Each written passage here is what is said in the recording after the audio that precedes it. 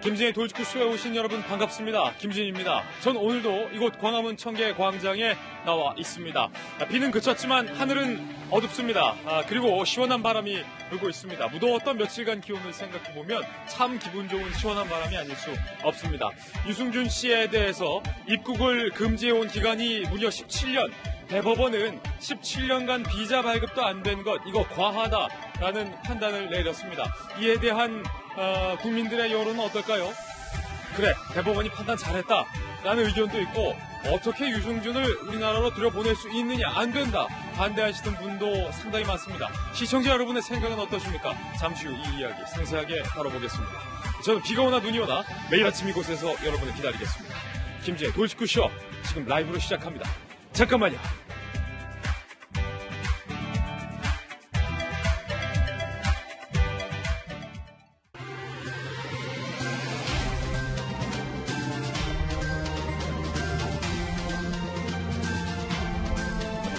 신문 읽어주는 남자입니다. 시청자 여러분께서는 유승준 씨의 대한민국 입국에 대해서 어떻게 생각하십니까? 벌써 17년, 그러니까 26살에 가장 인기가 있었던 대한민국을 대표하는 바른생활 사나이 연예인 유승준. 한국의 군 입대 거부 사건이 대한민국 전체를 뒤흔들었는데 그게 벌써 17년 전 일입니다. 동아일보입니다. 뒤집힌 유승준 비자 판결, 17년 만에 입국길이 열리게 됐다. 이 소식을 들은 유승준 씨와 가족들은 눈물을 쏟았다라는 내용도 오늘 취재가 되어 있습니다. 대법원이 1심과 2심을 뒤집고 이렇게 판단했습니다. 무려 17년간 유승준만 콕 집어서 비자를 발급해주지 않은 것은 법적으로 위법이다. 유승준 씨 입국할 수 있게 됐다는 겁니다. 실정법 원칙에 따라 판단해야 한다. 병역 회피 비자 불허 파기환송심에서 나온 이야기입니다. 유승준 씨는 평생을 반성하면서 살겠다라고 발언을 했습니다. 외교부 역시 비자 발급은 법무부 소관이다. 그러니까 대법의 판결대로 따를 것이다. 라는 오늘 띄었습니다. 유승준 씨는 그간 계속 이렇게 얘기했습니다. 이 두 명의 아들이 대한민국 고국 없이 사는 세상에 대해서 상상도 할 수 없다라고 사죄를 빌어왔습니다. 잠시 후에 유승준 씨에 관한 이야기 상세하게 다뤄보겠습니다. 다음 신문입니다. 이번엔 조선일보입니다.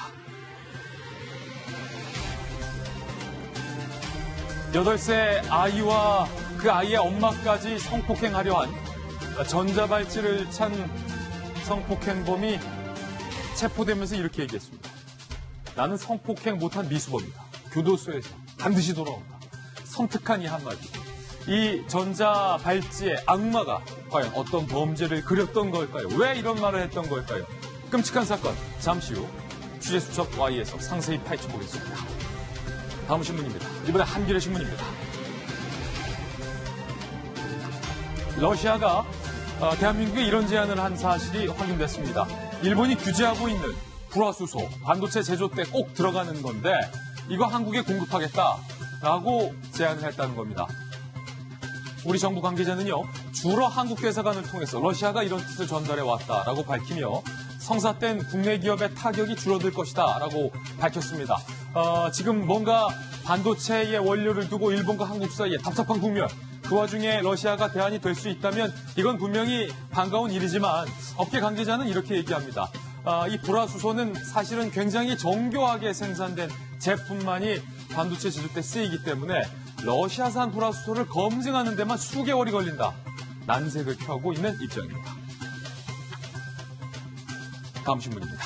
이번엔 경향신문입니다. 이낙연 국무총리가 얼마 전에 김상조 정책실장에 대해서 이렇게 따끔하게 말을 한 바 있습니다. 그 말이 너무 많다. 김 실장 말이 너무 많다. 말 좀 줄여라. 이에 대해서 김상조 실장이 이렇게 얘기했습니다. 제가 말 많다는 총리의 지적에 대해서 유념하겠다. 이른바 롱리스트 발언. 모든 경우의 수를 생각했다라는 취지였다라고 김상조 실장이 해명을 했습니다. 김 실장은 그 일본이 경제 보복할 거 다 알고 있었다라고 발언을 해서 논란을 빚은 바 있습니다. 다음 신문입니다. 이번엔 중앙일보입니다. 교육당국이 자사고 상당수를 폐지했는데 그 폐지 이유를 명확히 밝히지 않아서 현재 논란이 되고 있습니다. 문제는 학부모들입니다. 오락가락하는 이 정부의 정책 때문에 아이를 둔 학부모들의 가슴은 타들어가고 있는데 대안을 학부모들이 이렇게 찾고 있다고 해요. 자사고, 특목고 대신 농어촌 자율학고로 맹모들이 눈을 돌리고 있다. 사실상의 특수고지만 일반고로 분류가 돼서 대학은 잘 보냈는데 학비는 일반고 수준으로 싸다. 일반고로 분류돼서 정부의 평가 대상이 아니기 때문에 정부에 따라서 폐지되거나 폐지되지 않거나 오락가락하는 일도 없다는 겁니다. 전문가들은 학부모들이 교육당국을 믿지 않고 각자 도생에 나선 것이다 라고 분석을 했습니다. 다음 신문입니다. 이번엔 한국일보입니다. 2019년 미스코리아 대회가 열렸습니다. 미스코리아 진의 김세연 씨가 선정이 됐습니다. 사진은 미스코리아 진 김세연 씨의 모습입니다. 잠시 후 오늘의 핫플에서 김세연의 미스코리아 진 당선 장면에 대한 이야기 보도해드리겠습니다. 지금까지 신문 읽어준 남자였습니다. 네, 오늘 아침 저와 함께 등판한 등판 선수 소개합니다. 저희 돌직구쇼의 전담 변호사, 명탐정 손소 변호사 나왔습니다. 그리고 돌직구쇼의 명콤비입니다. 서울시 정무 부시장님 출신의 민주당 김영주 전 의원, 그리고 여가부 장관, 청와대 대변인 출신의 한국당의 김희정 전 장관 모셨습니다. 눈에 보이는 모든 것을 의심하고 분석하라. 한국이미지전략연구소의 허은하 소장님과 돌직구쇼의 명품 시그니처 김배인 박사님 나왔습니다. 어서 오세요. 반갑습니다. 네, 오늘의 키워드 세 가지도 함께 살펴보겠습니다. 먼저 첫 번째 키워드는 이겁니다. 배팅. 군 내에서 배팅이라는 키워드가 나왔습니다. 전혀 어울리지 않습니다. 군과 배팅. 어떤 이야기일까요? 잠시 후 상세히 전해봅니다. 두 번째 키워드는 17년. 26살, 27살의 유승준이 대한민국에 들어오지 못한 지 벌써 17년이 흘렀습니다. 17년 만에 대법원이 입국의 길을 열어줬습니다. 여러분의 생각은 어떠십니까? 세 번째 키워드는 기로. 영화배우 강지환이 구속되느냐 안 되느냐의 기로가 오늘 펼쳐집니다. 잠시 후 생방송으로 강지환의 모습 연기해 보겠습니다. 오늘 김진의 돌직구쇼는요, 탑뉴스로 시작하겠습니다.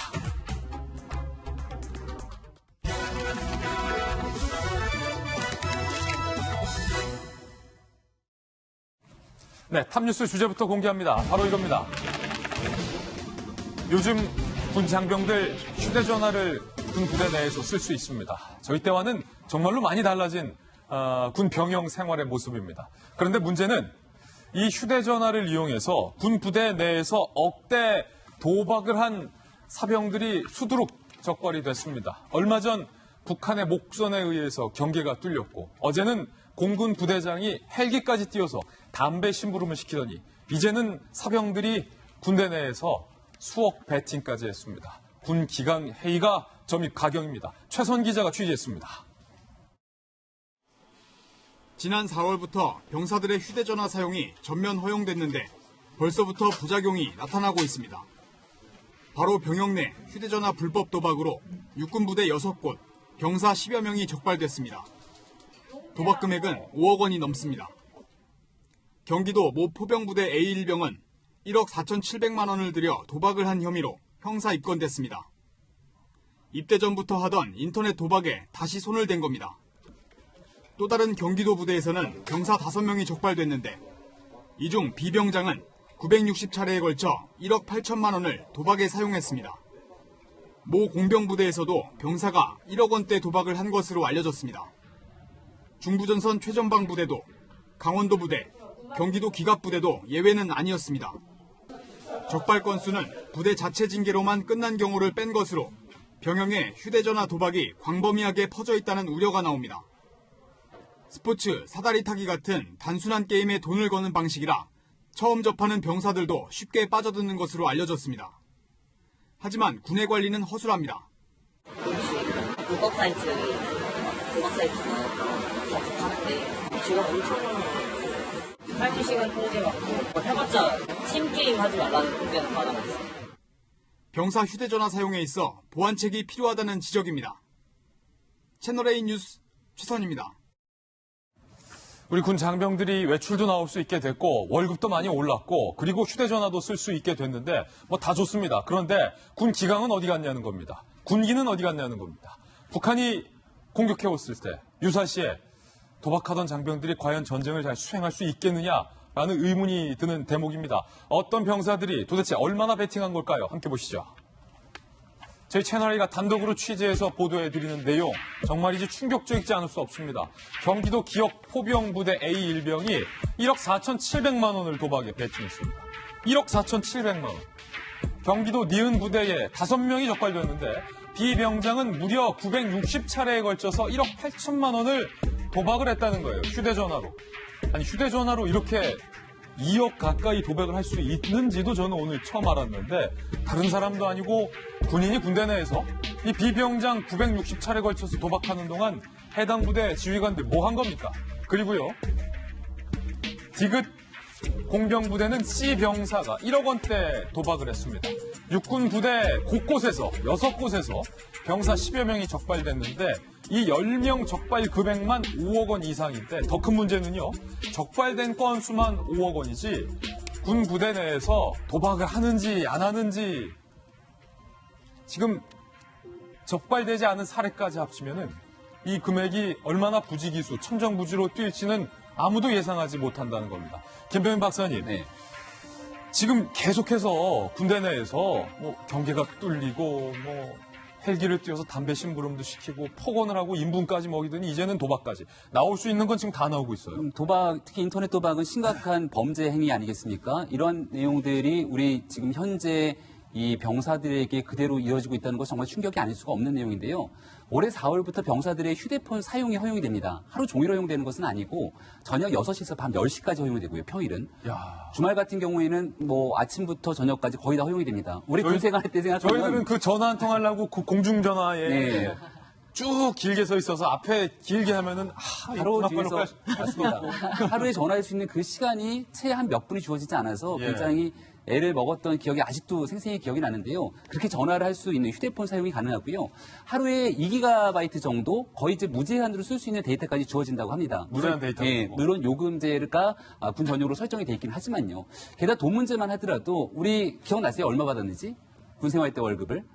거의 안 받았다 싶을 정도의 수준이어서 병장 월급이 제가 처음으로 받았던 월급 기억해보니까 16,000원 정도 됐던 그 정도 걸로 됐어요. 기억이 납니다. 한 예. 2만 원 정도 수준에서 전역을 했던 걸로 기억이 나는데 지금 병장들의 월급이 40만 원이 조금 넘는다고 얘기를 하고 있거든요. 40만 원. 그러니까 그 정도에 대한 월급이면은 여기에 대해서 충분히 돈을 잘 모아서 제대하게 됐을 경우에는 나와서 충분히 무언가를 할 수 있는 종잣돈으로 활용할 수 있는데 이걸 자칫 흥청망청 쓰게 됐을 경우는 도박에 대한 유혹에서 빠져나오기 어렵다는 측면들이 있고요. 문제는 이와 같이 휴대폰 허용을 했던 긍정적인 의미가 있습니다. 영화도 보고 여기 대해서 음악도 듣고 때로는 본인에 대한 자기 개발하기 위해서 강연, 이 여러 가지 공부를 할 수 있는 기회가 주어졌는데 이런 것들을 제대로 통제하지 못하다 보니까 심각한 범죄로까지 빠지고 있는 거거든요. 예. 앞서 김진 앵커가 얘기했던 것처럼 군 기강 문제가 심각하게 해이됐대로 해이된 상태 속에서 이 문제를 과연 끝까지 허용해야 되는가에 대한 여론들도 상당히 뜨겁게 달가지고 있는 상황인 것 같습니다. 왜냐하면 이게 또 이런 말 하면 소위 김진 앵커 약간 꼰대 같다라는 비판 들을 수 있을지도 모르겠습니다만 군인은 정신무장이 상당히 중요한 수양의 덕목 중 하나입니다. 저도 육군 현역병장 나왔고 또 국방부 오랫동안 출입기자 해봤지만 정신이 해이해진 군은 전투에서 승리할 수 없다. 이게 사실은 예전부터의 만고불변의 진리인데 요즘 군에서 계속 이런 일들이 드러나고 있습니다. 과거에는 없었던 일입니다. 지난달 27일 동기에게 소변 발을하는 등 엽기 가혹 행위 A병사 구속됐고 지난 1일 서울 공군부대에서 부사관 2명이 난투극을 벌여요. 난투극을 벌였어요, 난투극을. 그리고 지난 9일 북한 목선 경계 실패 23사단 사건이 있었죠. 경계병 한 명이 투신해서 사망한 안타까운 일도 있었고 지난 10일 담배 사오라, 갑질, 폭언, 공군 부대장에 대해서 감사가 착수됐습니다. 이뿐만이 아닙니다. 수두룩하게 군 기강 해이 사건들이 잇따르고 있는데 이번에 도박까지. 김장관님, 이거 어떡합니까? 휴대폰 사용이라든지 이런 거 결정하신 분들 원했던 군대 모습이 이런 모습이었습니까? 오히려 군대 들어가서 정말 공적으로 군 의무들은 다 하고 남는 시간에도 더 멋지게 자기 개발하고 또 사회와 소통하는 군을 원했기 때문에 이걸 허용한 게 아닙니까? 그렇다면 허용한 쪽에서 여기에 대한 관리 감독에 대한 책임도 저는 져야 된다고 봅니다. 뭐냐면 군이 민간인과 가장 큰 차이는 뭐냐면 규칙이 있고 규율이 있고 잘 통제가 되고 관리 감독이 된다라는 특징이 있습니다. 그런데 민간 사회에서 일어날 수 있는 그런 폐해 현상이 똑같이 군에서 일어난다면 그 군이 아니라는 거죠. 그러면은 처음부터 예상되지 못했던 우리가 허용할 때 이런 문제는 전혀 생각 못했던 거야. 이러면은 이런 문제도 있구나 이랬을 텐데 예. 충분히 제시됐던 문제 중에 한 가지였습니다. 그때 제기됐던 문제가 뭐였냐면 이제 보안 문제가 있었고요. 그리고 게임에 빠져들 수 있다. 그리고 명령 체계가 이렇게 SNS나 이런 걸로 진행이 될 수도 있다. 그리고 나중에 더 진행이 되면 데이터 넘기라고 갑질하는 사람 생길 수도 있다. 근데 실제로 최근 들어서 정말 공부하느라고 그랬는지도 모르겠습니다만 우리 부대는 왜 이렇게 네트워크 속도가 느리냐고 예. 이런 항의도 막 들어오고 그랬다는 거예요. 병사들이 네. 상급자한테 와이파이 속도가 왜 이렇게 느려요? 그러니까 이게 정말로 잘 아시지만 게임 같은 경우가 훨씬 이 데이터 집약도가 높고 속도도 요하고 그러지 않습니까?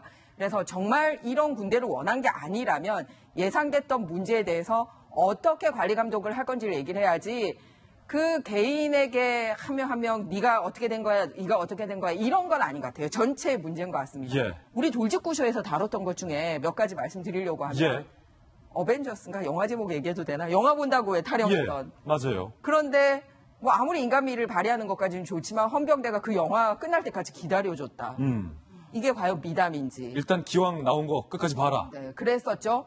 심지어는 군 복무 형태가 의사로서 군의관으로 갔다가 제약회사에 소위 성적인 리베이트를 받았다라는 의혹이 제기된 적도 있었습니다. 그러니까 이게 부대 종류와 상관없이 여러 가지 일탈이 있다라는 거죠. 그리고 역시 지휘관 중에서도 헬리콥터를 이용해서 개인적인 담배 심부름을 한 것도 나온 적이 있습니다. 그러니까 예. 왜 과거에 없었던 이런 다양한 종류의 문제가 군대에서 터지고 있냐. 그런데 더 많은 문제가 생길 수 있는 휴대폰까지 줬다. 이럴 경우에는 예상했던 문제라면 어떻게 관리 감독할 건지 해야지 그거를 본인 이런 식으로 이 사람 처벌하고 해가지고는 그냥 땜질식 처방이지 예. 근본적인 해결은 되지 않을 거다. 이거는 현 정부의 군에 대한 정책 전반적인 문제다. 그렇습니다. 김영주 의원님, 이번 도박 사건을 살펴보니까 이 10명 중에는 부대에, 그러니까 군에 입대하기 전부터 도박에 좀 이른바 중독돼 있었던 병사들도 있었던 것 같아요. 예, 지금 이제 그 중에 일부는 또 이미 전역을 한 사람도 있었어요. 그런데 2명 이상이 이미 군에 들어오기 전에 1억대 가까운 어떤 돈을 도박에 했던 사람들이 있기 때문에 앞으로 이런 그 자율과 창이라는 이름으로 이런 제도를 할 것 같으면 준비를 더 철저히 해야 됩니다. 개인 기록으로 이 사람들이 군에 들어오기 전에 어떤 습관이 있는지 그런 부분도 있고 또 하나는 이 군인들이 아무리 자율성이라 하더라도 스스로 이렇게 체크된다는 인식을 가져줄 필요가 있습니다. 그런데 핸드폰을 주더라도 로그 기록을 남긴다든지 또 새로운 어플리케이션을 깔았는지 안 깔았는지를 정기적으로 점검하면 이 부분을 차단할 수 있고 또 돈 문제와 관련해서 예탁하는 방식도 만들어질 수 있다고 그렇죠. 생각이 들거든요. 더군다나 이게 왜 더 가능해지냐면 군대 안에서의 어떤 핸드폰 지급만으로 되는 게 아니라 월 2회 정도 이 외출이 가능하게 됐고 예. 더군다나 전체 병력의 30%가 외출이 가능한 시점이 되었습니다. 그리고 자기 지역을 떠나는 것도 시간 개념에 거리 개념이 아니라 시간 개념으로 유사시에 2시간 차로 타러 2시간 이내에 가 있으면 된다라고 돼 있기 때문에 한 군인이 활동할 수 있는 범위가 굉장히 넓어졌어요. 예. 그만큼의 군대에서 어떤 방식으로든 체크된다는 인식을 심어줄 필요도 저는 있다. 그게 아무리 다 방만하게 키우는 것이 아니고. 네. 그래서 그동안에 우리 정부의 우리 군 지도자들이 많이 독일 사관학교 연수를 갔다 왔거든요. 독일이 갖고 있는 기본적인 인식이 군인 자체도 민주시민의 한 사람으로 봤기 때문에 이런 제도가 나오는 것인데 그렇다면 민주시민의 어떤 절제적인 훈련이 필요하다. 그리고 시스템적으로 니네들 행동이 체크된다는 것을 다시 만들어줄 필요가 있겠다. 예. 자, 잃어버린 군인 정신을 좀 찾습니다. 이번엔 저희가 준비한 두 번째 이슈를 소개해드리겠습니다. 유승준 씨에 대한 논란입니다. 17년 만에 입국길이 열렸습니다. 시청자 여러분들의 생각은 어떠십니까? 17년 전, 그러니까 2002년 유승준 씨가 입국 금지 조치를 받고 이렇게 이야기를 했었습니다. 2002년 당시 26살의 유승준의 모습, 그 목소리 들어보시죠. 진짜 죄송하고요. 예, 제가 본의 아니게 다만 이렇게 실망시켜드린 건 죄송합니다. 제 입장은 바뀔 수 있었던 그 길이었는데 이렇게 그 금지가 나왔다는 거는 저한테 너무나도 유감이고 또 난감합니다. 2002년 유승준이 한국에 들어오지 못하고 다시 짐을 싸서 미국으로 떠났고 그로부터 17년이 지났습니다. 대법원이 17년 만에 이렇게 판단을 했습니다. 1심, 2심 다 뒤집어버린 거예요. 대법원 어제 유승준에게 비자 발급을 거부한 정부의 결정이 위법이다. 법적이지 않다. 어떻게 한 사람에게 17년간 비자 발급을 안 하느냐. 위법 판결을 내렸어요. 도덕적으로 비난한 사안이었지만 17년간 입국 금지는 지나치고 무엇보다 법적 근거가 희박하다. 1, 2심 다 파기환송 기소입니다. 원심을 파기한 경우 다시 심판시키기 위해 돌려보내는 것이죠. 1, 2심의 판단을 법원이 뒤집었다라는 겁니다. 법원 관계자 이렇게 얘기했는데요. 역대 정부가 유승준의 입국을 막은 근거는 법이 아니라 사실상 여론 재판이었다라는 점을 우회적으로 대법원이 지적을 한 것이다라고 설명을 했습니다. 유승준 씨의 변호인의 목소리, 이번 대법원의 판단, 유승준 씨는 과연 어떻게 받아들였을까요? 들어보시죠. 그동안 유승준과 가족들에게 가슴속 깊이 맺혔던 한을 풀 수 있는 기회를 갖게 되어서 진심으로 감사한 마음입니다. 유승준의 입국길이 열린 건데, 손수 변호사님, 이번 대법원의 판결 어떻게 봐야 됩니까? 우선 이 대법원 판결, 그리고 또 유승준 씨의 입국, 또 유승준이라는 인물에 대한 평은 또 차차 의견에도 나눌 수 있으니까 이번 판결의 핵심이 뭐고, 핵심. 왜 원심 판결과 다른 그런 결론이 나왔는지 그 핵심적인 부분을 먼저 소개를 해드리는 게 좋을 것 같습니다. 우선 첫 번째로 형식적인 측면의 지적이 있었어요. 즉 이제 입국사증, 이제 비자 발급을 해주지 않았는데 거부했는데 그때 그 거부 사유 등을 기재한 서면을 제공해야 되는데 그걸 안 했다는 거예요. 예. 이게 행정절차법 위반이다라고 하는 형식적인 문제 제기가 있었고요. 또 두 번째 내용인데요. 이 내용은 복잡하지만 굉장히 좀 단순하게 좀 정리를 해보면 첫 번째는 재량권을 행사하지 않았다는 겁니다. 재량권은? 이게 뭐냐면 법무부 장관이 입국 금지 조치를 해야 된다라고 입장을 밝혔지만 그래도 LA 총영사가 비자를 발급할지 말지 여부를 자체적으로 판단을 했어야 되는데 아예 안 했다. 판단을 안 했다라는 그런 재량권을 행사하지 않은 것을 문제로 제기했고요. 문제로 삼았고 또 두 번째 비례의 원칙이라는 게 있습니다. 비례의 원칙. 좀 이거는 어떤 그 행정기관이 행정청이 행정행위를 할 때는 개개의 사람마다 다 사정은 다르지만 그래도 비슷한 상황에서는 같은 그런 결론이 나와야 되는데 유독 유승준에 대해서만 좀 다른 판단이 나왔다. 17년간 유승준만 좀 가혹했다. 그렇습니다. 그러면서 구체적으로 두 가지 사항을 제시하고 있는데요. 첫 번째가 출입국관리법에 따르면요, 우리나라에서 범죄를 저지르고 금고 이상의 형이 나와서 외국으로 이제 추방된 강제 출국 조치된 외국인도 5년이 지나면 다시 입국할 수 있다. 법적으로는. 범죄자도 5년 있으면 다시 한국으로 입국할 수 있는데. 네, 그런데 유승준에게는 너무 가혹했다라는 게 첫 번째였고요. 또 두 번째는 이 재외동포법은 굉장히 이제 폭넓게 좀 포용적인 그런 내용들을 담고 있는데 한국인 대한민국 남성이 병역을 기피하기 위해서 우리나라 국적을 포기하고 외국 국적을 취득한 경우에 그런 경우에 38세가 넘으면 우리나라에 들어올 수 있다는 규정들이 있어요. 그런데 이런 규정들이 유승준에게만은 유독 가혹하게 적용된 거 아니에요? 유승준은 벌써 40이 넘었고. 그렇습니다. 이런 내용들을 종합적으로 보아서 원심 판결을 파기하고 돌려보냈습니다. 김시영 장관님, 지금 손수호 변호사님 얘기 들으니까 여러 가지 법적으로 문제가 많았다. 대한민국 정부의 그간 판결이. 대법원이 가장 기본에 놓고 지켜야 되는 법이 뭔 줄 아세요? 뭡니까? 헌법입니다. 헌법 정신에서 우리 국민들에게 얘기하고 있는 거는 국민으로서 누릴 수 있는 자유와 그리고 국민으로서 지켜야 될 의무에 대해서 얘기를 하고 있습니다. 그러니까 다른 법, 범죄법 이렇게 얘기를 하셨는데 말 그대로 범죄나 이런 거는 형량이 정해져 있어요. 이거는 5년어치 반성하면 이렇게 풀려날 수 있을 정도의 법이다라고. 이거는 다 헌법의 하위법이에요. 그런데 국가가 지속되기 위해서 기본적으로 틀을 유지하고 있는 헌법에는 그런 식의 형량이 없는 아주 중요한 국가적 가치를 담고 있다는 거죠. 그러니까 우리 대한민국의 구성이 뭡니까? 주권이 있어야 되고 영토 있어야 되고 예. 국민이 있어야 되잖아요. 유승준뿐만 아니라 유승준하고 똑같은 국민만 대한민국에 다 있다고 생각하면 그 대한민국 되겠습니까? 그런 의미에서 오히려 저는 예외가 되어서는 안 된다. 왜 대법원이 자기들이 가장 중요하게 근거 옥조로 여겨야 되는 헌법에 대해서 국민들이 혼란을 느낄 수 있는 예. 이런 판결을 했을까라는 게 좀 아쉬워요. 물론 이제 최종이 아니라 다시 돌아가서 생각해보라는 거지만 그런 의미에서 다시 봐야 되고요. 그다음에 그 유승준이 활용한 법이 재외동포법인데 정말 눈물 젖은 법이에요. 이 재외동포법이. 뭐냐면 정말 우리나라를 어쩔 수 없이 떠날 수밖에 없었던 그런 동포들을 위한 법입니다.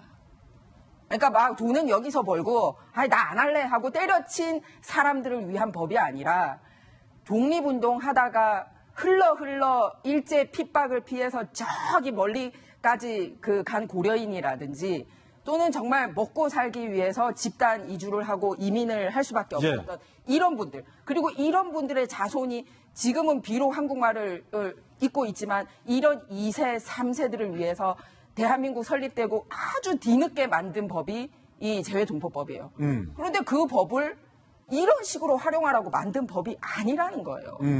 그리고 원칙적으로는 이렇게 예외적으로 허용해 줄 수 있지만 원칙은 국가 공공복리라든지 질서를 해치거나 병역 면제를 하는 사람에 대해서는 허용하지 않는 게 원칙이고요.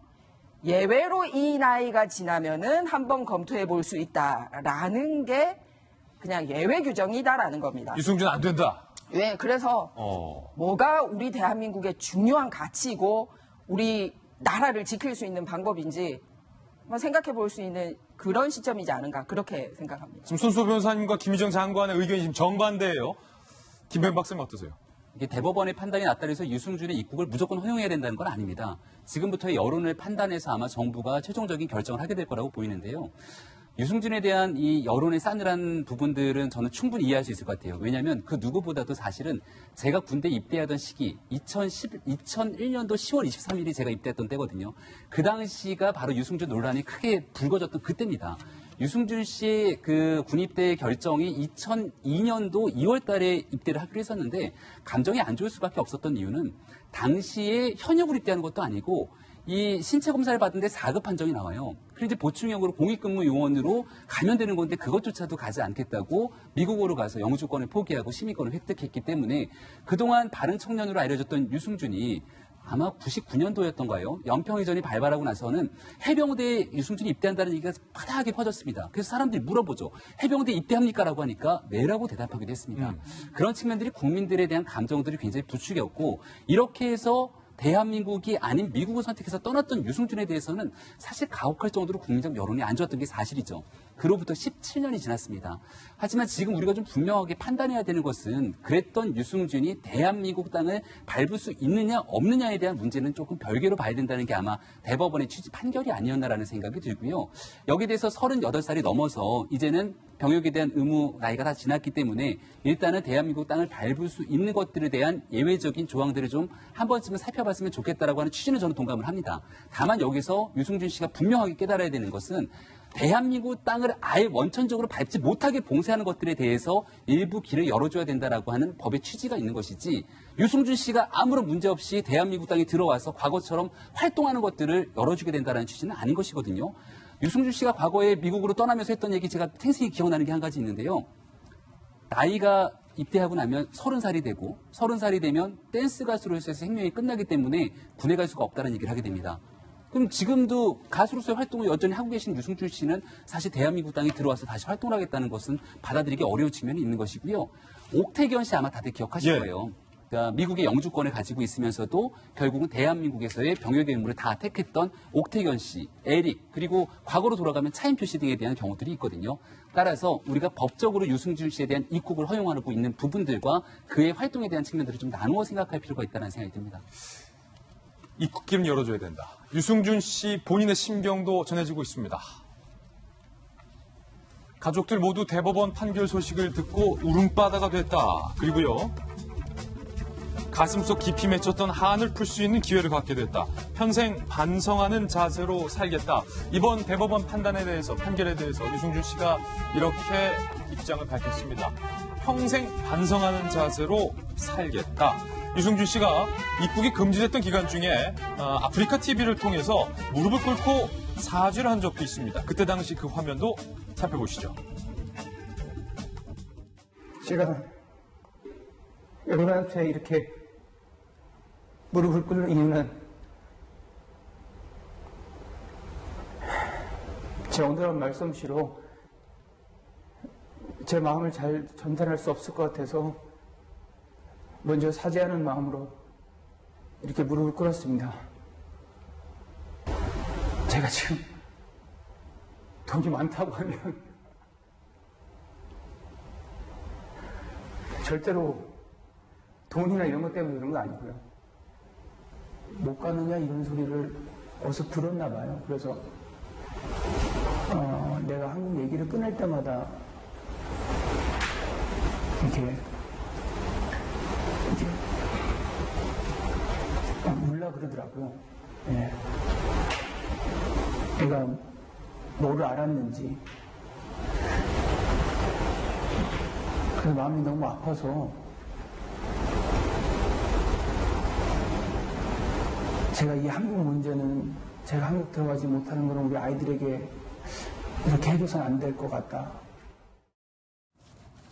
유승준의 절절한 사과. 그런데 이 방송이 끝나고 카메라는 꺼졌지만 마이크가 꺼진 줄 몰랐던 유승준 씨와 스태프들이 이런 목소리가 나와서 논란이 일기도 했습니다.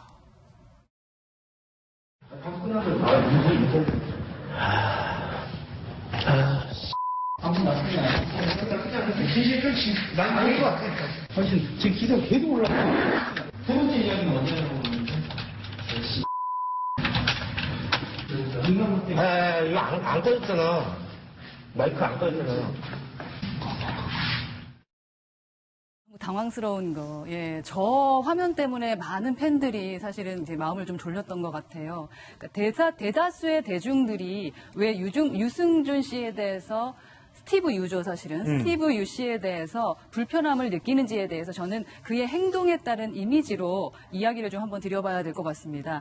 우리나라에서 이미지가 좀 훼손되기 가장 좋은 두 가지가 있는데 그게 바로 병역 기피와 거짓말입니다. 근데 유승준 씨, 그러니까 스티브 유 자체가 지금 현재 병역 기피를 했고 또한 거짓말을 했죠. 조금 전에 봤었던 것처럼 처음에는 그 신체 검사까지 하면서 신검이라고 하죠. 신검까지 하면서 군대에 가겠다고 했었는데 어느 날 나는 그냥 다녀오는 거다 하면서 출국을 해버렸던 것에 첫 번째 놀랐고 그래도 잘 살고 있겠지라는 생각을 했었는데 저 영상 있잖아요. 뭔가 참회하고 진짜 한국에 돌아가고 싶다. 특히 우리나라 사람들의 마음을 흔들어 놓는 자녀 이야기와 가족 이야기로 우리의 마음을 많이 흔들었어요. 그래서 이젠 좀 들어와야 되는 게 아닐까라는 생각을 했는데 이게 웬일입니까?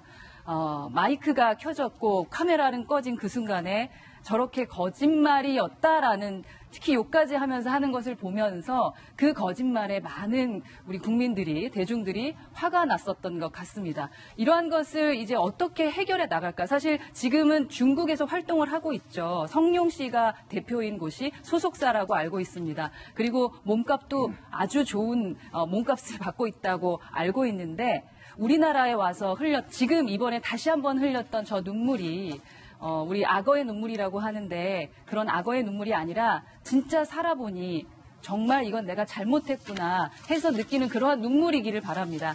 그리고 한국에 와서 진정성 있는 모습으로 대한민국의 이 상처받은 두 가지로 상처받은 그 이미지의 회복을 하실 수 있기를 한번 바라봅니다. 예, 유승준 씨가 사실 2002년, 2001년 당시에 인기가 정말이지 상당했습니다. 유승준 씨 좋아하는 팬들도 아직까지도 많은데 F4 비자와 유승준의 연예계 재개 가능성에 대해서도 이야기가 나오고 있는데요. 살펴보시죠. 유승준이 신청한 비자가 바로 F4 비자예요. 국내에서 취업 및 경제 활동을 허용하는 비자라는 건데 지금 이거를 우리 정부가 발급을 안 했는데 대법원이 발급 안 한 건 위법이다라고 판단한 거죠. 국내에서 취업 및 경제 활동, 선거권만 제한받고 다른 권리는 한국인과 거의 동일하다. 방송계 관계자들은요. 범법적 부분이 없다고 했을 때 출연을 방송사가 막을 수는 없다. 대중 정서가 우호적이지 않아 부담은 느끼지만 여러 요인을 고려해 출연 여부도 결정될 것이다. 출연 결정 두고 부담은 느낄 수밖에 없다. 엔터테인먼트 업계의 이야기도 들어봤습니다. 엄밀히 병역법을 어긴 것은 아니기 때문에 뭐 그런 거 있잖아요. 예를 들어서 군대 안 가려고 불법적인 방법을 통해서 청량음료를 많이 먹거나 치킨을 많이 먹거나 하는 방법으로 아니면 뭐 뒤통수 위에 뒤통수 위에다가 뭐 문콕 방지 스펀지까지 붙이는 사례도 있었잖아요. 그런 게 아니기 때문에 소속사 계약은 물론 음반 활동까지 충분히 가능하다라고 이야기가 나오고 있는 상황입니다. 시민들의 목소리도 들어보시죠. 입국을 거부한다는 건 너무 과한 것 같아요. 자숙하는 모습을 많이 보였다고 생각을 해서 활동하는 것도 뭐 크게 나쁘진 않다고 생각하고 있어요. 사회적 어떤 공공적인 책임이 있는 사람인데 전문층에서 어떤 배신감 어떤 그런 거를 많이 느낄 것 같아서. 김영주 의원님, 이제 F4 비자가 아마 발급될 가능성도 상당히 커졌는데 아까 손소 변호사님 지적해 준 것 중에 범죄자도, 그러니까 한국에서 범죄를 저질러서 추방된 사람도 5년 있다가는 들어올 수 있다. 유승준이 17년간 못 들어왔다. 대법원이 이건 좀 불공평하다는 거잖아요. 우선은 뭐 우리나라 비자가 뭐 다른 마찬가지지만 8가지 종류의 비자가 있습니다. 이민, 외교, 뭐 취업, 결혼, 뭐. 근데 왜 저는 하필 왜 2015년이냐라는 부분이 하나 걸렸고요. 그때가 이제 38세였기 때문에. F4 비자를 신청했다. 근데 최근에 동양은 재동포법이 2018년 5월 달에 변역 면제를 위해서 외국 국적을 취득한 자는 41세까지 못 들어온다라고 하는 다소 더 강화된 부분이 있단 말이에요. 그걸 뭐 무시할 수 없다라는 거. 즉 41세가 지냈습니다만 지금 43세죠 우리 나이로. 그랬습니다. 왜 38대 41세 이런 부분에 다시 그걸 면밀하게 치고 들어오는 것도 감정이 국민들한테 나쁩니다. 현재 여론조사야 왔다 갔다 할 수 있지만 어쨌든 여전히 65% 이상의 반대 여론이 있다는 것. 이런 것도 무시할 수 없고요. 법적으로 보면 가능하죠. 가능하지만 실제적으로 유승준이 자기가 스스로 얘기하듯이 우리 아이가 한국 왜 못 가냐 했을 때면 왜 그러면 관광비자 내서 들어올 생각을 안 하느냐 하는 거예요. 아, 관광비자로는 들어올 수 있다? 그럼요. 지금 현재 관광비자 들어와서 그동안에 속죄하는 마음으로 연애활동 안 하겠다, 당분간. 그렇지만 우리 아이를 위해서 그런 한국을 다녀가야 된다면 난 관광객으로 올게. 그렇게 들어와다 보면 민심이 좋아지고 그 다음에 자연스럽게 국민들도 뭐 끝까지 우리가 스티브 이호한테 원수졌습니까? 그건 아니지 않습니까? 이제 일정 정도의 45살 이후에 물론 그 이후가 되면 댄스 가수는 못하겠습니다만 그럼에도 불구하고 본인의 말하자면 자유민주주의 국가로서 그 전회 활동을 완전히 묶어낼 수는 없다. 그리고 난 다음에 F4 비자를 열었으면 좋겠다는 게 제 생각입니다. 관광비자로도 충분히 올 수 있는 길이 있기 때문에 F4만 고집하는 것도 상당히 좀 의아스럽다라는 지적까지 살펴봤습니다. 이번에 저희가 준비한 세 번째 이슈입니다. 여성을 성폭행하고 또 다른 여성에 대해서는 성추행을 했다라는 혐의를 받고 입감된 강지환 씨가 오늘 잠시 후 구속 영장 실질 심사를 받기 위해서 모습을 드러냅니다. 이미 현장에 저희 중계 카메라가 나가 있습니다. 많은 취재진들이 강지환 씨의 입장을 듣기 위해서 현장에 나가 있는데요. 분당경찰서 한번 가보시죠. 지금 이 시각 분당경찰서의 화면을 여러분들께서는 생방송으로 보고 계십니다. 이제 잠시 후 강지환이 영장 실질 심사를 받기 위해서 분당경찰서를 나와서 법원으로 이동을 하게 됩니다. 과연 강지환에 대해서 구속영장이 오늘 발부가 될 것이냐, 발부가 안 될 것이냐의 기로에 강지환이 서 있습니다. 강지환 씨는 지금까지 술에 취해서 기억이 안 난다라는 입장을 반복하고 있고 여성 2명은 강지환이 성폭행을 했다라는 일치된 진술을 경찰에서 한 상황입니다. 과연 법원은 경찰의 영장 청구에 대해서 과연 어떤 판단을 내릴지가 오늘의 관건인데요. 강지환이 주연으로 출연하고 있는 드라마도 현재 비상이 걸렸고 강지환 씨를 좋게 봤던 수많은 국내 여론도 강지환에 대해서 부정적으로 돌아선 상황에서 만약에 구속까지 된다면 강지환에 대한 부정적 여론은 더욱더 가중될 수밖에 없다는 것이 많은 연예계 전문가들의 판단입니다. 잠시 후 강지환이 모습을 드러내면 생중계로 분당경찰서 화면을 연결을 해드리겠습니다. 경찰의 입장부터 바로 살펴보시죠. 피해자들의 구체적 진술과 당시 정황 근거를 확보했다. 준강간 혐의로 구속영장을 신청했다라는 건데, 손수호 변호사님, 경찰은 일단은 영장에 자신을 보이고 있어요. 구체적 진술이 있고 정황 증거도 있고 준강간 혐의다. 어떻게 봐야 됩니까? 경찰이 현장에서 긴급 체포를 했습니다. 네. 그렇기 때문에 48시간 이내에 구속영장을 청구하거나 검사가 아니면 석방해줘야 되는 상황이죠.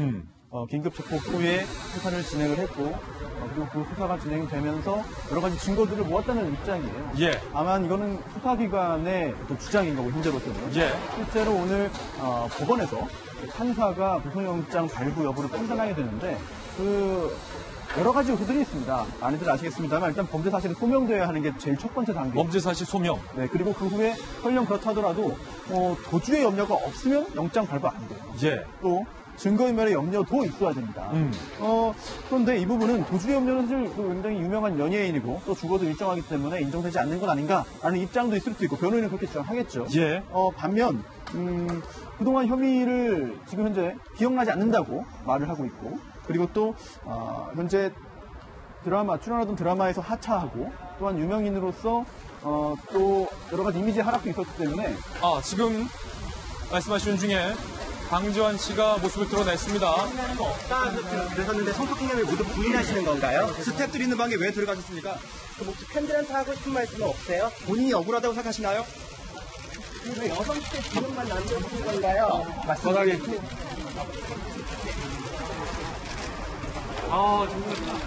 네, 검은색 마스크를 쓴 강지환 씨가 지금 기자들의 수많은 질문에도 단 한마디 대답도 하지 않고 호송차에 오르는 모습을 볼 수 있습니다.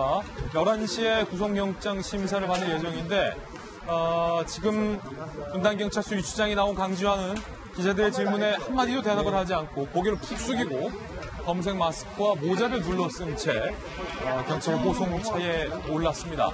경찰은 구속영장에 좀 자신을 보이고 있어요. 손수호 변호사님, 지금 강지환이 아무 얘기도 안 했는데 영장 발부될 걸로 보십니까? 어떻게 보십니까? 일단 강지환 씨는 아무런 이야기도 하지 않았는데 그동안 들린 이야기에 따르면 기억이 나지 않는다, 술에 취해 있다라는 입장이었기 때문에 이야기를 하지 않은 것은 어느 정도 예상 가능했던 것 같습니다. 네. 다만 중요한 거는 이제 물론 최종적으로는 유죄인지 무죄인지를 가르는 게 중요하겠습니다만 그 전에 일단 오늘 구속영장이 발부되어서 구속될 것이냐 아니면 집으로 갈 수 있을 것이냐 여부도 굉장히 중요하고 그렇죠. 네, 그런 상황에서 요건을 당연히 다 갖춰야 돼요. 그리고 그러한 구속영장 발부 요건을 갖췄는지 여부는 기록을 다 봐야 정확한 판단을 할 수 있습니다. 다만 현실적으로 그런 다 기록 분석은 불가능하기 때문에 언론 보도 자료 등을 토대로 판단을 해보자면 영장 발부에 있어서 또 다른 중요한 요소 중에 하나가 이제 신고를 한 그런 피해자들에 대한 어떤 가해 우려, 보복 우려 또는 회유의 염려가 있다면 이 부분은 또 영장 발부에 또 고려가 될 수 있거든요. 그렇군요. 네, 따라서 이처럼 양측의 의견이 굉장히 좀 첨예하게 대립하고 있고 또한 이 피해를 입었다고 신고를 한 그런 2명의 여성은 또 굉장히 지금 불안한 상태에 있을 수도 있어요.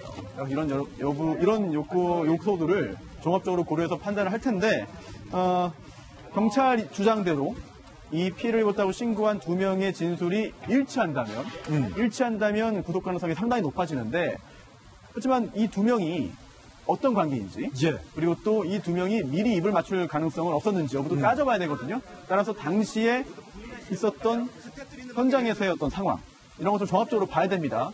그런데 현재 이 범행의 어떤 그 범죄의 소명 정도 등을 보자면은 구속영장 발부 가능성도 상당히 있지 않겠나 이런 생각을 할 수 있겠습니다. 지금 구속영장이 발부될 가능성이 현재로선 상당히 지금 있다라는 전망을 내놨습니다. 강지환이 범행에 대해서 적극적으로 부인을 하지 않고 있다. 돌려 말하면 강지환이 기억이 안 난다라는 진술을 하고 있는 것, 이것 또한 적극적으로 범행을 부인하지 않았다는 것이 이 영장 발부에 있어서 어떻게 작용할지도 아마 좀 지켜봐야 될 것 같은데 수사기관이 확보해서 법원에 제출한 증거가 도대체 어느 정도냐. 일단 언론 보도를 통해서 보자면은 굉장히 좀 많이 있는 것처럼 느껴지지만 실제로 법원에서 법관이 판단할 때는 다른 얘기죠. 증거가 얼마나 구체적이고 믿을 수 있을 정도냐. 소명 단계에 따라, 소명 정도에 따라서 판단이 달라질 수도 있습니다. 예. 광지환에 대해서 만약에 구속영장이 발부된다면 바로 구속이 되는 셈입니다. 그렇다면 강주환이 출연하고 있는 드라마는 더욱더 비상일 수밖에 없습니다. 현재 TV조선에서 방송되고 있는 조선 생존기, 많은 분들이 또 즐겨보는 드라마인데 입장이 나왔어요. 강지환은 드라마에서 하차한다. 배역 교체를 위해서 배우를 물색 중이며 원활한 방송 재개를 위해서 최선을 다하는 중이다. 허나 소장님, 그러니까 지금 주인공이 강지환인데 드라마는 계속한다. 다만 지금 20화 중에서 10화, 절반밖에 안 왔는데 이제 11화부터는 주연 배우를 다른 남자 배우로 바꿔서 간다. 뭐 이 말이에요? 그렇죠. 어떤 스토리를 아마 기획해서 저 프로그램을 보던 시청자 입장에서는 그 주인공이 어떻게 이 문제를 해결해 나갈까라는 거를 상당히 궁금했을 텐데 갑자기 이 주인공이 교체된다면 저희가 그냥 예측하기로는 뭐 죽거나 어디를 가버릴 거 아닙니까? 그러면서 주인공이 바뀌어지면 이 스토리라인은 어떻게 될까가 상당히 궁금할 것 같아요. 그리고 또 뭐 갑자기 날벼락을 맞은 거죠. 같이 출연하던 사람들은 또 얼마나 당황할까라는 생각도 들고 그래도 그 프로그램 자체를 없애지 않고 다시 한번 이끌어 나가겠다라는 판단을 해서 그 주 시청자의 실망을 좀 끼치지 않았던 부분에 대해서는 뭐 긍정적이라고 생각합니다. 예, 예전에 그런 사례도 있었어요. 명성황후 드라마에서 주연 배우가 바뀌었잖아요. 명성황후 역은 그대로인데 어제까지 다른 배우였는데 갑자기 오늘부터 다른 사람이 연기를 하는. 2002년도에 KBS 대하사극이었죠. 명성황후가 워낙이나 인기가 많으니까 애당초에 제작하기로 했던 분량보다 더 이어가기로 한 겁니다. 예. 그러니까 당초에 이미연 씨가 계약됐던 분량이 있기 때문에 계약이 끝나고 다른 일정이 있는 거예요. 그러고 나니까 최명길 씨로 배우를 교체해서 진행을 했고 이미연 씨에서 최명길로 바뀌었어요. 그래도 이제 시청자들 입장에서 갑자기 좀 당황스러울 수 있는데 그런 측면들이 명성황후에만 있었던 게 아니고요. 가장 최근에는 SBS 드라마 중에 리턴이라는 드라마가 있었습니다. 처음에 고현정 씨가 여기에 출연하기로 해서 굉장히 큰 화제가 됐는데 중간에 뭔가 불화 사태가 있으면서 이 고현정 씨가 하차하게 돼요. 그럼 여기에 대해서도 고민이 생길 것 아닙니까? 근데 이 드라마를 중간에 중단시킬 수가 없기 때문에 여기에서 당시 임신 중이었던 배우 박진희 씨가 교체 투입되게 되는데 맞아요. 처음에 좀 어색할 수 있는데 시청률이 오히려 또 잘 나오고 있거든요. 예. 이번에도 오히려 이 드라마 자체가 사실은 몰랐던 분들한테도 굉장히 크게 회자가 됐던 측면들이 있거든요. 만약에 강지환 씨를 대체하는 배우를 정말 제대로 찾아서 오히려 드라마가 성공의 반전을 갈 수 있는 계기도 될 수 있기 때문에 앞으로 이 제작사 그리고 방송사 측에서 많은 각고의 고민과 노력을 하지 않을까 생각이 됩니다. 또 우리 저 한국인들 특징이 갑자기 주연 배우가 갑자기 바뀌면 한 번은 깜짝 놀랐다가도 두 번째부터는 그냥 그러려니 하고 이게 또 배려심이 있어요, 우리 시청자들이. 네. 스토리에 몰입해서 본 거지.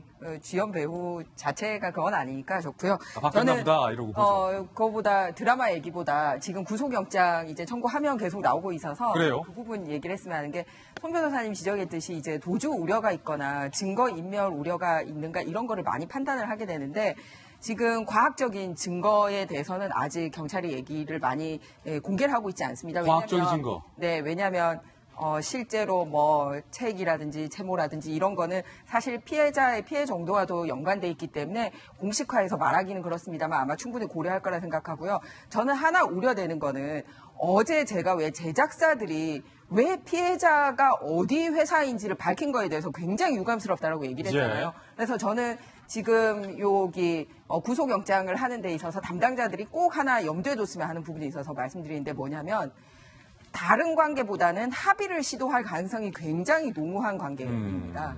왜냐하면 잘 아시지만 이 스태프들하고 관계나 이런 데 있어서 소속사의 관계나 이런 데 있어서 본인들은 그런 의사가 없어도 주변 사람들이 그런 거를 종용하거나 할 수 있는 처지에 있는 관계의 가해자와 피해자가 있어요. 야, 그냥 좋게 끝내. 뭐 이런 식으로. 그래서 특히 이 성범죄 같은 경우는 감경 요인 중에 합의 요인이 들어가 있는 게 굉장히 그래요. 또 하나는 이제 술 요인도 들어가 있거든요. 그래서 그런 거를 활용할 가능성이 있기 때문에 판단을 할 때 꼭 그런 가해자와 피해자의 지금 현 상황을 고려를 해주셨으면 하는 바람입니다. 예, 강지환 씨의 모습 생중계로 연결해드렸습니다. 이번엔 저희가 준비한 다음 순서입니다. 취재 수첩 Y가 조리되어 있습니다. 오늘은 과연 어떤 사건이? 저와 함께 사건풀로 이동하시죠.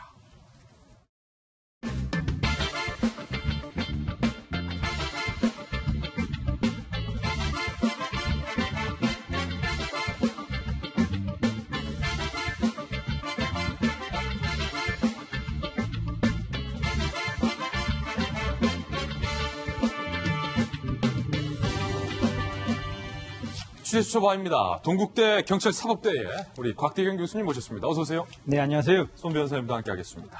두 분과 함께 풀어볼 첫 번째 취재 소첩, 끔찍한 사건입니다. 전자발찌를 찬 성폭행범이 엄마와 딸을 동시에 성폭행하려 한 끔찍한 사건이 나왔습니다. 이 사건의 전말부터 함께 보시죠.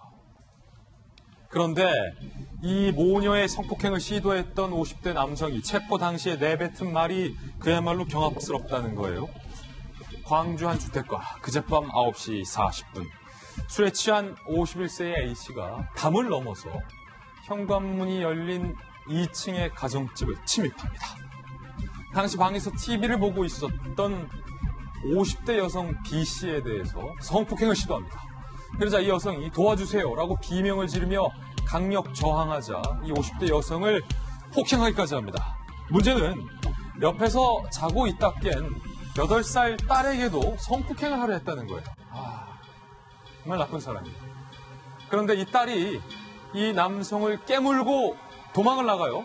그리고 이웃에게 큰 소리로 도움을 요청합니다. 정말이지 이 어린 딸이 용기도 있었고 또 기지를 발휘한 거예요.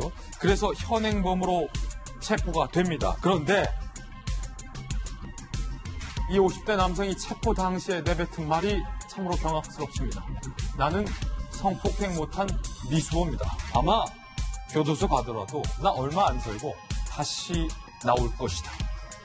라는 추가 범행까지 예고하는 듯한 섬뜩한 발언을 남긴 채 체포가 됐습니다. 문제는 이 괴한의 정체가 더 충격적이라는 것. 알고 보니 이웃 주민이었어요. 앞서 1년간 피해자 모녀가 사는 주택 1층에 새 들어 살았던 이른바 아랫집 아저씨였다는 거예요. 아랫집 아저씨. 집 구조에 허언했던 A씨가 모녀만 산다는 사실을 미리 알고 범행을 계획했던 사실이 나왔고요. 전자발찌까지 차고 있었습니다. 전과 15번에 성범죄 전력만 3차례, 2010년 성범죄로 징역 5년, 전자발찌 부착 10년을 선고받고 전자발찌를 부착 중이었습니다. 2015년 만기 출소 뒤에는 전자발찌를 훼손한 적도 있어요. 8개월 추가 복역을 했던 적도 있고 2026년까지 전자발찌가 부착 기간이 연장된 상태였습니다. 곽 교수님, 일단은 이 범인이 체포 당시에 내뱉은 말이 너무나도 충격적이에요. 나 다시 나온다. 곧 나온다. 너무 무서워요. 이 사람 같은 경우는 말씀하신 대로 전가 15범인데 그중에 성범죄 전가가 이제 3번이나 있습니다.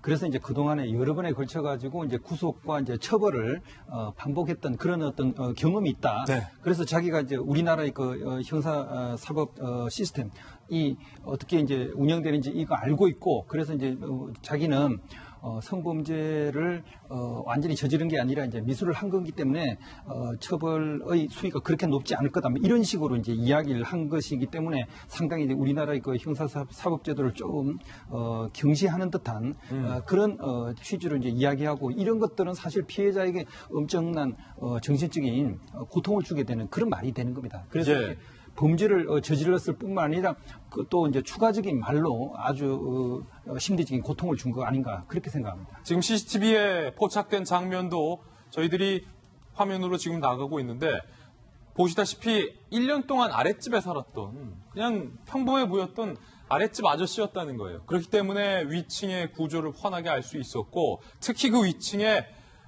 8살 어린 딸과 50대 엄마가 살고 있다라는 사실을 악용하고 범행으로 타깃을 삼았다는 점이 더욱더 충격적인 범죄입니다. 손소 변호사님. 그렇습니다. 이 성범죄자들의 어떤 그 재범, 상상만 해도 끔찍한 거고 또 실제로 이런 재범이 이루어진 경우에 가정이 파괴될 수 있어요. 네. 더군다나 이번 사건 같은 경우에는 더더욱 더 그런 가정 파괴 정도가 심각할 수 있었던 아주 아찔한 상황이었는데 물론 범죄라는 것이 그 범죄를 저지르는 어떤 개개인이 범행을 결심하고 결행을 할 경우에 완벽하게 국가와 사회가 예방하는 것은 불가능한 일입니다. 그게 가능하다면 그런 조치에 성공한 사례가 있겠죠. 하지만 인류 역사상 그런 사례는 없어요. 다만 그렇다 하더라도 그러한 범죄를 줄이기 위한 노력을 최선을 다해서 열심히 해야 되는 것인데요. 하지만 여러 가지 수단을 동원하더라도 과연 어느 정도 효과를 지금 보고 있느냐 이런 측면에 있어서는 비록 그 전자발찌, 즉 위치 추적 전자장치를 지금 부착하고 있지만 사실 현실적으로는 틈이 생길 수밖에 없다. 예. 이런 부분들은 안타까운 거죠. 그렇군요. 이웃 주민들의 이야기 직접 한번 들어보시죠.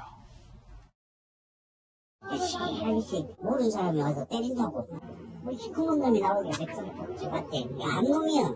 여기 살던 놈이야. 하지 못했다고.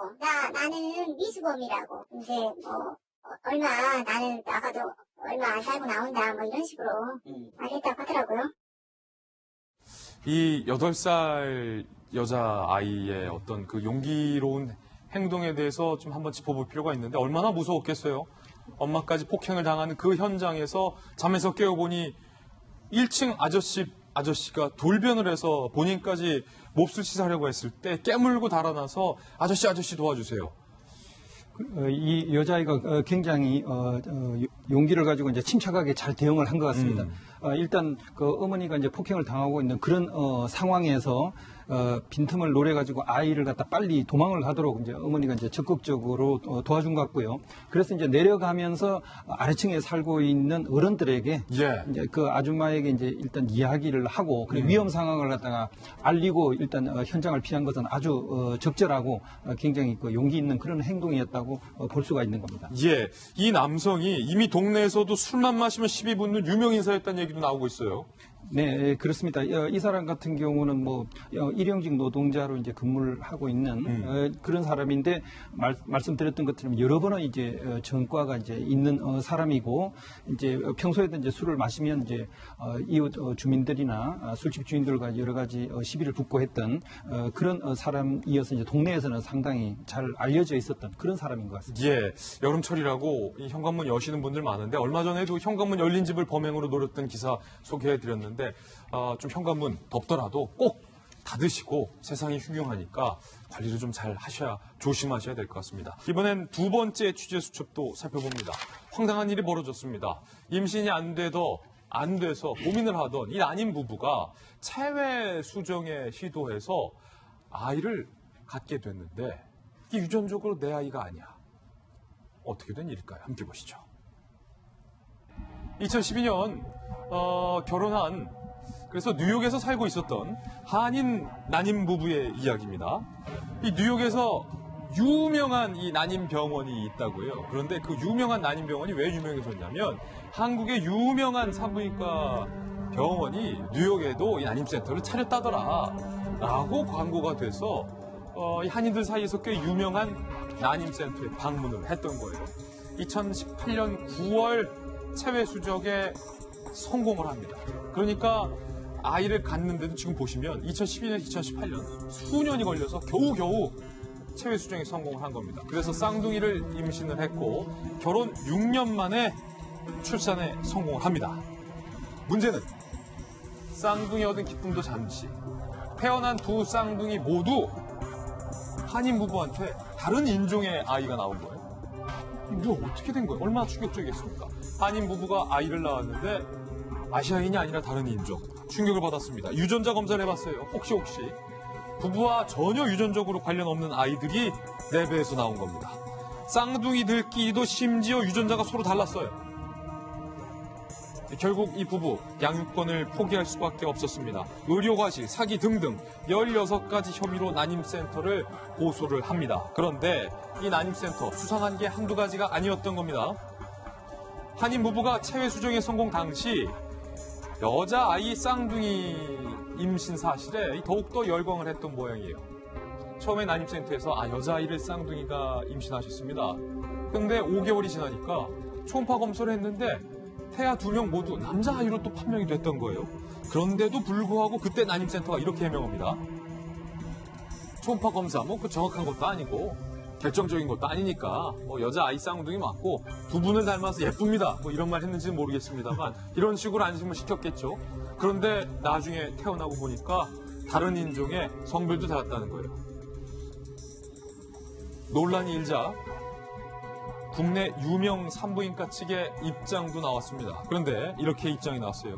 2002년부터 청구 대행 서비스와 연구 협력 계약을 체결한 곳이지 우리와 뭐 지분이 있거나 경영 의료 행위가 있거나 전혀 우리랑은 상관이 없는 난임센터다라고 입장을 해놨습니다.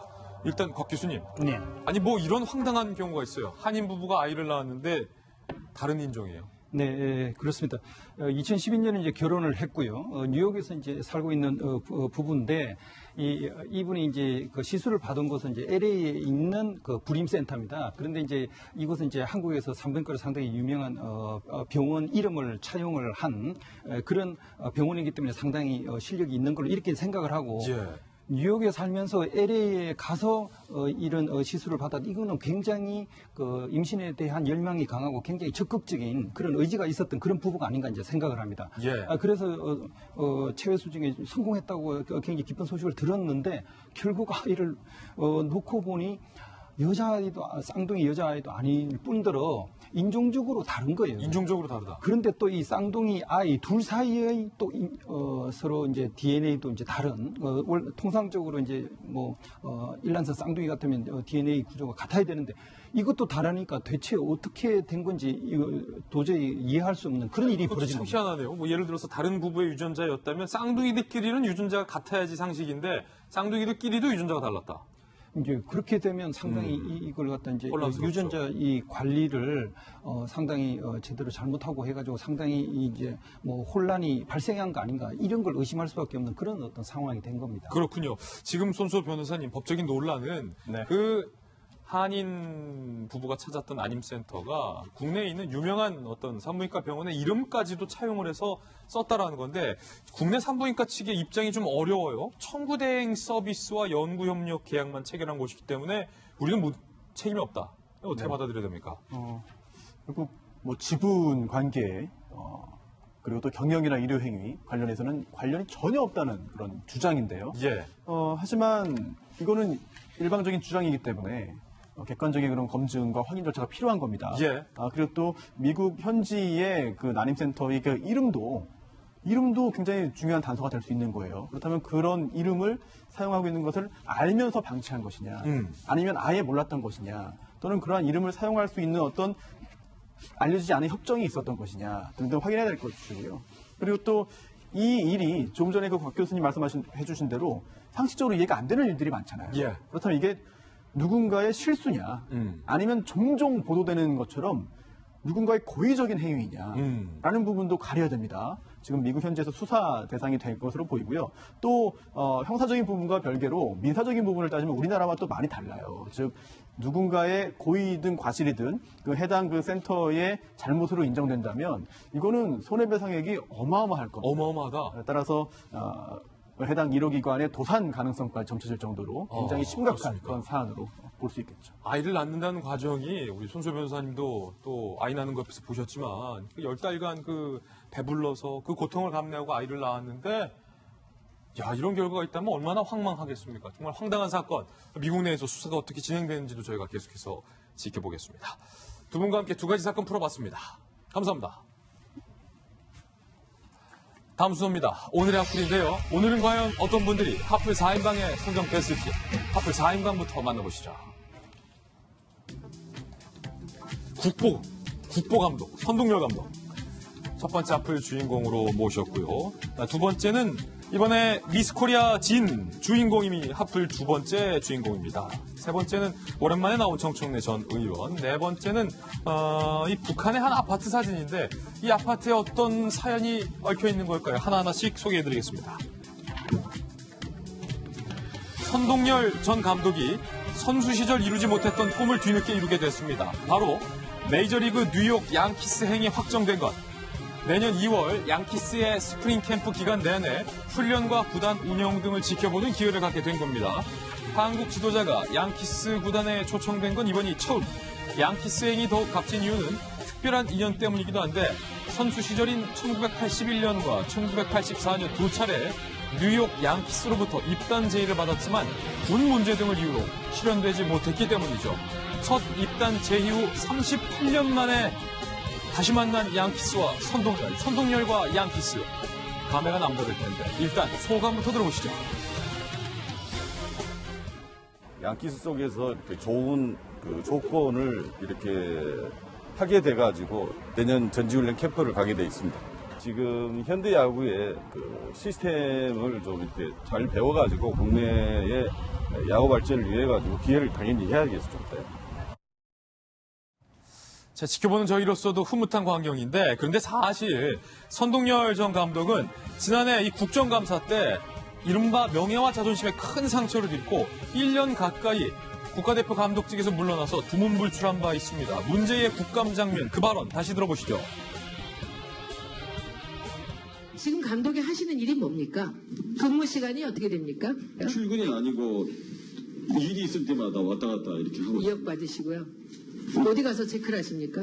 TV 보시면서 하십니까? 다섯 구장을 동시에 전체적으로 선수들을 보고 있기 때문에 그게 훨씬 좋습니다. 사과를 하시던지 사퇴를 하시던지 지금 이렇게 끝까지 버티고 우기시면 계속 2020년까지 가기 힘듭니다. 그래서 우승했다는 얘기를 하지 마십시오. 그 우승이 뭐 그렇게 어려운 거라고 다들 생각하지 않습니다. 지금 들어봐도 손혜원 의원이 정말로 야구를 모르고 뭘 모르고 국정감사에서 용감하게 질문했군요. 그 이후 오랜만에 들려온 좋은 소식에 팬들도 자존심을 회복할 기회라며 응원의 메시지를 보내고 있는데 양키생 이후 더욱 성장한 대한민국의 야구 지도자로서의 모습을 기대하고 있겠습니다. 일단은 또 우리 야구인 김홍주 의원 선동열 선수와 사실 뉴욕 양키스의 인연이 뭐 사실은 눈물 젖은 빵 수준의 정말로 안타까운 이야기였어요. 사실은 뭐 아시아를 제패했던 폭격기 선동열 감독이 메이저리그에서 수차례 러브콜을 받았었잖아요. 네.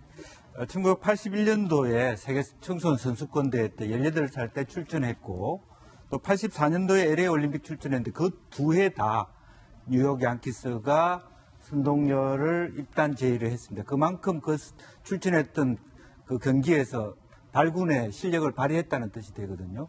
이제 오늘 만난 것도 바로 지금 화면에 보이는 저분도 이 스티븐 윌슨이라고 하는 현재는 LA 양키스의 국제 담당 스카우트인데 그렇군요. 그때 당시에 84년도 LA 올림픽 때 캐나다 대표 선수 투수였습니다. 예. 그때 우리가 캐나다하고 이겼어요. 선동열의 공을 보면서 굉장히 저런 선수가 아시아에 있구나라고 느꼈기 때문에 그 인연이 상대 투수를 보면서 예. 야, 저런 선동열의 공이 있느냐. 예. 그 인연이 지금까지 오는데요. 저는 오히려 뭐 겸손하게 선동열 선수는 배우고 오겠다고 하지만 이번 올해의 그 미국 메이저리그 올스타전의 승리 투수가 누군지 아십니까? 일본 선수입니다. 예. 다나카 마사히로라는 선수고요. 유현진 선수가 개막 등판 선수였습니다. 선발 등판했죠. 즉 선동열이 갖고 있는 가치는 한국 야구와 일본 야구를 다 경험했다는 거거든요. 그러네요. 예. 그래서 오히려 지금 겉으로는 선동열 선수가 미국에 배우러 간다고 하지만 내심은 양키스에서 한국에 또 일본의 야구 경험을 가진 사람을 영입하고 싶던 그런 욕구가 더 많다. 지금 우리 좀 와서 좀 알려주세요. 선 감독님 이거다. 플로리다에서 메이저리그, 마이너리그까지 운동 경기를 보게 하고 원하면 1년 더 코칭 활동을 할 수 있도록 지켜보는 기회를 준다는 것은 속으로는 선동열을 양키스가 데려가고 싶다. 이런 의도로 저는 보여집니다. 야, 대단하네요. 이미 뭐 류현진 메이저리그를 흔들고 있기 때문에 그리고 또 일본에도 미국에도 일본 출신의 선수들이 메이저리그에 많이 가 있기 때문에 한국과 일본의 야구를 평정했던 선동열 감독에게 한 수 배우고 싶다라는 메이저리그의 러브콜. 그러고 보면 손혜원 의원이 그때 국정감사 때 뭘 몰라도 정말 모르고 질문을 했네요. 네. 출근을 언제 하십니까? 국가대표 감독에게. 왜냐하면 별명이 국보다, 우리나라에서는 국보다, 그 다음에 일본에서는 나고야의 태양이다 그러잖아요. 근데 가장 중요한 거는 우리 선동열 감독님은 야구인이라는 겁니다. 뼛속부터 야구인이라는 거예요. 그래서 참 마음 아픈 저런 국정감사장에서 저런 일이 있고 나서 비록 대표 감독직에서는 스스로 물러났지만 농아들을 위한 야구 대회도 격려해서 참석도 해주시고요. 그리고 야구 학회에도 이렇게 참여해주시고, 그리고 역시 야구에 대한 이 집필도 45년 인생을 집필을 하는 일도 하고 계셨어요. 그리고 올 10월에 책도 나온다고 하는데 보통 집필을 하면 그 다음에 출마를 하는데. 그럼 출전. 그걸 이제 오해를 불식시키기 위해서 출전을 플로리다로 가는 거죠. 그래서 정말 진정한 야구인이다라는 말씀을 드리고 싶어요. 저는 사실 한때 선동열 선수를 살짝 얄미워했던 시절이 있었습니다.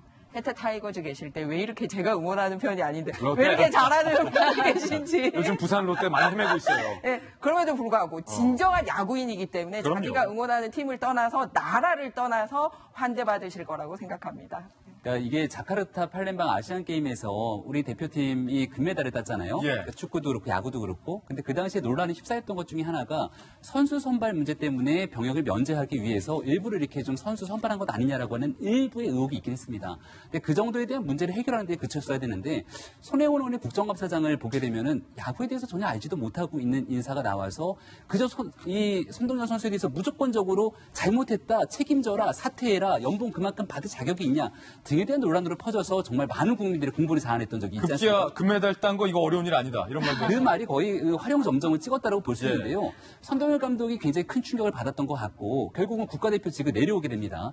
근데 우리가 내년도에는 2020년 도쿄 올림픽이 있잖아요. 손동열 선수가 미국으로 갈 수 있는 결정적인 양탄자를 깔아준 게 손혜원 의원이 아닌가라는 생각이 들게 되는 건데 손동열 감독 개인 입장에서는 미국으로 가서 충분히 좋은 경험을 쌓을 수 있겠습니다만은 대한민국 입장에서는 손동열 선수를 미국으로 보내기보다는 대한민국에서 훨씬 더 중요한 역할을 할 수 있었을 텐데 그와 같은 아쉬움이 좀 짙게 배어나는 그런 상황이기도 합니다. 예, 뉴욕 양키스 가서 좋은 것도 알려주시고 또 좋은 것도 배워서 다시 한국 야구 지도자로서 복귀하시는 날을 기다려보겠습니다. 두 번째 앞을 주인공 만나보시죠. 이 노래 들으면 생각나는 대회 미스코리아 선발대회 2019 미스코리아 선발대회 진! 그 주인공은 바로 미주 출신의 김세현 씨. 올해 20살인 김세현 씨는 미국 아트센터 디자인 대학에서 그래픽 디자인을 전공을 공부 중인 재원인데 특히 영어에 능통한 김 씨는 대한민국 모든 사람들뿐 아니라 전 세계인들에게 영향을 끼칠 수 있다는 미스코리아가 되겠다고 소감을 밝혔습니다. 특히 이번 미스코리아 대회는 90년대 후반부터 성상품화 비판으로 폐지됐던 수영복 심사 대신 한복을 재구성한 코르셋 한복 패션쇼를 선보였는데 근데 이게 보면요 오히려 이 한복쇼가 오히려 더 선정적이다라는 논란이 되기도 했었습니다. 코르셋을 결합한 새로운 형태의 한복이다. 동서양의 만남이다라는 게 주최 측의 설명이지만 어깨와 허리 등 몸매가 그대로 드러나는 노출 디자인으로 차라리 수영복이 낫지 않느냐라는 얘기까지 관람객들 사이에서 나왔다는 후문도 있습니다. 어쨌든 저쨌든 모쪼록 한국의 아름다움을 빛낼 2019년 미스코리아들의 활약을 기대하겠습니다. 축하드립니다. 북한이 김일성 주석의 추모 기간 동안 사회기강 단속을 강화하려는 움직임이 포착됐습니다. 현지 시간으로 지난 10일 한 미국 방송이 북한의 소식통을 인용 보도한 바에 따르면 북한 보안원들이 지난 8일 일명 평안도의 꽃 파는 아파트로 불리는 유흥업소를 불시 단속했다는 것. 그런데 이 꽃 파는 아파트의 정체는 다름 아닌 시각장애인 공장에서 일하는 영예 군인들과 공장에서 사고로 장애를 입은 이들에게 배정된 살림집이라고 합니다. 소식통에 따르면 이 아파트가 유흥업소로 전락하게 된 이유는 살림집을 몰래 매춘 장소로 임대해서 돈을 버는 주민들이 생기기 시작했고 생활고에 시달리는 공장 사람들 역시 이에 동조하기 시작했다는 것. 소식통은 김일성 추모 날에 매춘 행위를 단속한 것은 올해가 처음이라며 남녀 합해 15명 정도가 불치 단속에 걸렸다고 전했습니다. 90년대 후반에서 2000년대 초반까지 북한도 노래방, 비디오 관람장 같은 유흥업소가 활발히 운영됐지만 자본주의가 사회를 좀먹는다는 이유로 당국의 지시에 따라 모두 폐쇄된 상황. 그러나 이처럼 꽃 파는 아파트같이 다시 유흥업소가 암암리에 성행하며 매매춘이 북한의 사회 문제로 대두되고 있다는 소식입니다.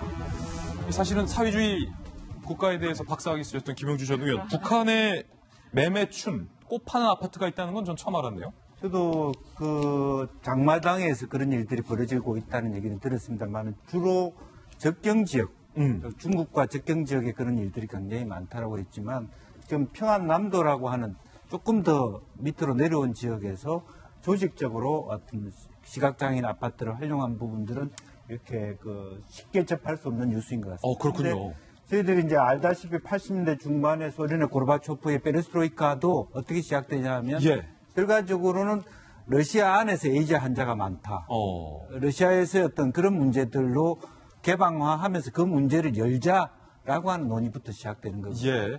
그 자체가 어떻게 보면 굉장히 말하자면 불량스러운 이야기지만 실제로 이런 논의가 시작됐다라고 하는 것은 사회 전체의 변화를 담보하고 있다라는 얘기도 들릴 수 있습니다. 그래서 기본적으로는 아마 말하자면 보안기관에서 이 매매춘의 단속뿐만 아니라 유류 판매에 단속이 있다는 것은 다 합쳐서 얘기하면 다시 한번 내부 기강을 다잡으려고 하는 김정은 체제의 변화된 모습이 여기도 반영되고 있지 않나 그렇게 보여집니다.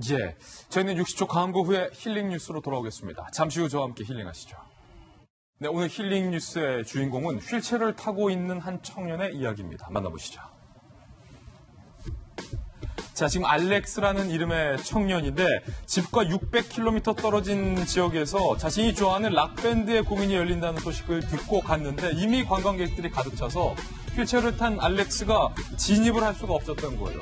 그런데 황망해하고 있는 알렉스를 눈치챈 관중들이 이렇게 관중 일동이 모두 알렉스의 휠체어를 번쩍 들어서 안전하게 앞으로 이른바 우리 관객들이 힘을 합쳐서 VIP 좌석을 만들어주고 있는 영상이 공개돼서 전 세계 누리꾼들이 이 기적과도 같은 장면에 감동을 하고 있습니다. 벅차오른 알렉스가 관객들과 함께 열심히 손을 흔들며 무대를 즐기고 있고 공연을 하는 락밴드도 사실은 이 장면에 상당히 지금 감동을 했다라는 것도 밝혔습니다. 현지 매체와 인터뷰까지 했어요. 알렉스는 관객들이 락 페스티벌은 모두를 위한 축제라는 사실을 알려줬다며 감사의 인사를 전했다고 합니다. 장애가 있든 장애가 없든 모두를 위한 진정한 축제를 만든 전날의 성숙한 관객들에게 저희들도 다시 한번 박수를 보내겠습니다. 이제 주말입니다. 이번 주도 정말 고생 많으셨습니다. 좋은 주말 보내시고요. 저희는 다음 주 월요일 아침에 인사드리겠습니다. 오늘 하루는 분명 어제보다 나을 겁니다.